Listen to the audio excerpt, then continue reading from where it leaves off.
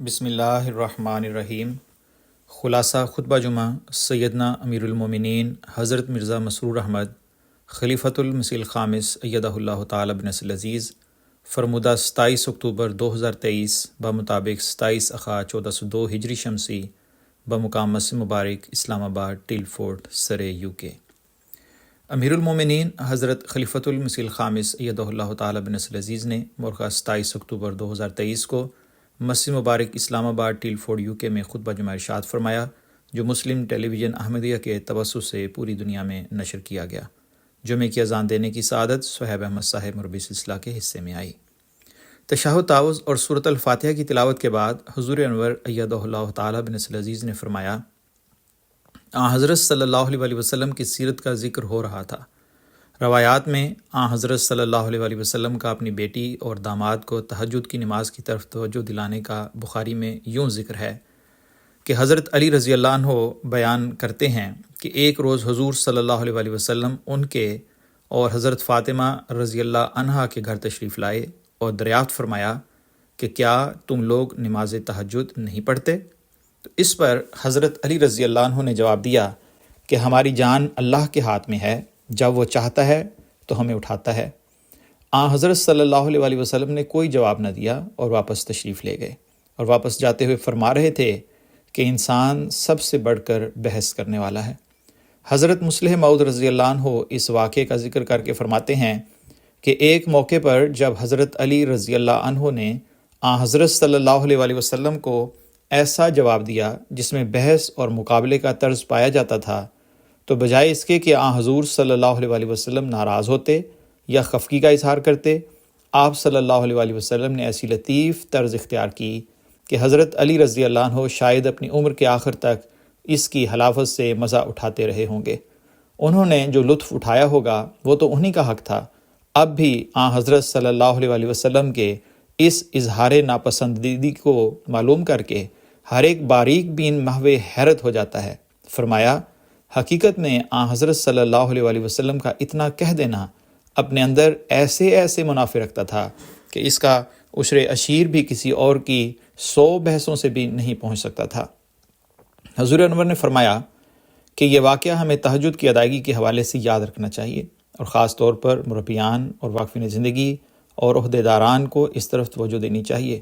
راتوں کی دعائیں ہی ہیں جو اللہ تعالیٰ کے فضل کو زیادہ کھینچتی ہیں، اور آج کل تو دنیا کو تباہی سے بچانے کے لیے ان کی زیادہ ضرورت ہے۔ اس کے بعد واقعات میں غزوہ بنو قینقاع کا ذکر آتا ہے۔ یہ غزوہ 2 ہجری میں ہوا، جب اسلام کی آمد سے اوس اور خزرج دونوں قبائل پرانی دشمنیوں کو پس پش ڈال کر ایک ہو گئے، تو یہ یہود کو اچھا نہ لگا، اور یہود نے مختلف سازشوں کے ذریعے انہیں دوبارہ ایک دوسرے کے خلاف اکسانے کی کوشش کی۔ ایسے ہی ایک موقع پر اوس اور خزرج کے لوگوں میں بحث و تکرار اس قدر بڑھی کہ نوبت جنگ کی تیاری تک جا پہنچی۔ قریب تھا کہ یہ خونریز جنگ شروع ہو جاتی، مگر خدا کا کرنا ایسا ہوا کہ رسول اللہ صلی اللہ علیہ وسلم کو اس ساری صورتحال کی اطلاع پہنچ گئی۔ خبر سنتے ہی آپ صلی اللہ علیہ وسلم وہاں پہنچے اور بڑے حکیمانہ انداز میں فریقین کو سمجھایا۔ حضور صلی اللہ علیہ وسلم کی گفتگو کا ایسا زبردست اثر ہوا کہ لوگوں نے رونا شروع کر دیا، اور اوس اور خزرج کے وہ لوگ جو مرنے مارنے کو تیار تھے ایک دوسرے سے گلے ملنے لگے۔ غزوہ بدر میں اللہ تعالیٰ نے مسلمانوں کو فتح عطا فرمائی تو یہود کی سرکشی کھل کر سامنے آ گئی، یہاں تک کہ یہود نے کہنا شروع کر دیا کہ آپ نے ایک ایسی قوم کو جنگ میں شکست دی ہے جو جنگ کے فن سے ناواقف تھی۔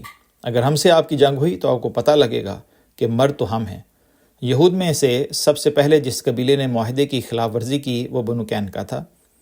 بنو قینقاع کی شرارتوں کے حوالے سے ایک واقعہ یہ بھی ملتا ہے کہ ایک مسلمان عورت ایک مرتبہ بنو قینقاع کے بازار میں گئی تو وہاں کچھ اوباش لوگوں نے اسے تنگ کیا اور ایسی مذموم حرکت کی کہ وہ معصوم عورت بے لباس ہو گئی۔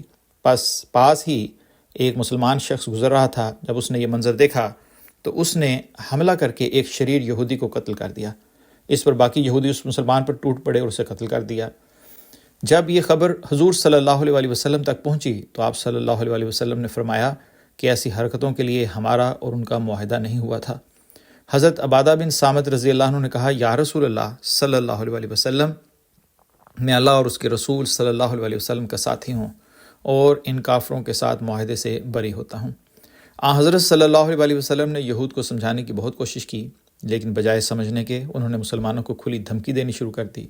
اس کے بعد یہود وہاں سے جا کر قلعہ بند ہو گئے اور حضرت صلی اللہ علیہ وسلم ان کی طرف روانہ ہو گئے۔ بنو قینقاع کا 15 دن تک محاصرہ کیا گیا۔ حضرت صلی اللہ علیہ وسلم اس غزوے کے لیے 15 شوال کو روانہ ہوئے اور ذوالقعدہ کے چاند تک وہیں رہے۔ بنو قینقاع میں 400 جنگجو تھے جو قلعے کی حفاظت پر مامور تھے۔ اس محاصرے سے تنگ آ کر یہود نے حضرت صلی اللہ علیہ وسلم سے درخواست کی کہ ہمارا راستہ چھوڑ دیا جائے تو ہم اپنے بیوی بچوں کے ساتھ مدینے سے جلاوطن ہو کر ہمیشہ کے لیے چلے جائیں گے اور ہمارا مال و اسباب، ماہ ہتھیار سب آپ کا ہوگا۔ حضرت صلی اللہ علیہ وسلم نے یہود کی بات قبول فرما لی اور بنو قینقاع کو مدینے سے چلے جانے کا حکم دیا۔ حضرت صلی اللہ علیہ وسلم نے بنو قینقاع کو جلاوطن کرنے کی ذمہ داری عبادہ بن صامت رضی اللہ عنہ کے سپرد فرمائی اور 3 دن میں مدینے سے نکل جانے کی مہلت دی۔ حضرت صاحبزادہ مرزا بشیر احمد صاحب رضی اللہ عنہ غزوہ بنو قینقاع کے حوالے سے یہود کے ساتھ حضرت صلی اللہ علیہ وسلم کے برتاؤ کا ذکر کرتے ہوئے فرماتے ہیں کہ معاہدے کے بعد حضرت صلی اللہ علیہ وسلم خاص طور پر یہود کی دلداری کا خیال رکھتے۔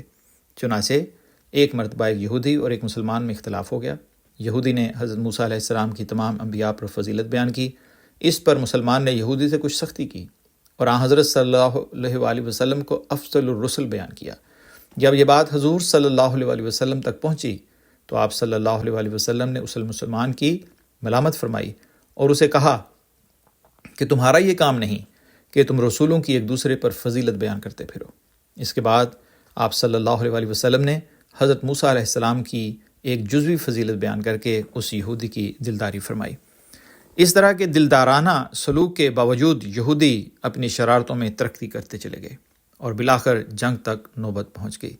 بنو قینقاع کی جلاوطنی کے حوالے سے حضرت مرزا بشیر احمد صاحب رضی اللہ عنہ فرماتے ہیں کہ یہ سزا بنو قینقاع کے جرم کے مقابلے میں نیز اس دور کو ملحوظ رکھتے ہوئے ایک بہت نرم سزا تھی۔ اس سزا میں خود حفاظتی کا پہلو پیش نظر تھا، ورنہ عرب کی خانہ بدوش اقوام میں نقل مکانی کوئی بڑی بات نہ تھی۔ غزوہ بنو قینقاع کی تاریخ کے متعلق کسی قدر اختلاف ہے۔ واقدی اور ابن سعد نے شوال 2 ہجری بیان کی ہے۔ ابن اسحاق اور ابن حشام نے اسے غزوہ سویق کے بعد رکھا ہے۔ خطبے کے آخر میں یہ سلسلہ آئندہ جاری رہنے کا ارشاد فرمانے کے بعد حضور انور ایدہ اللہ تعالیٰ بنصر العزیز نے حماس اسرائیل جنگ کے پیش نظر دعا کی تحریک فرمائی۔ تفصیل کے لیے ملاحظہ ہو صفحہ 1۔ روزنامہ الفضل انٹرنیشنل، بروز سوموار مورخہ 30 اکتوبر 2023، صفحہ نمبر 1 اور 2۔ آواز رضوان احمد افضل۔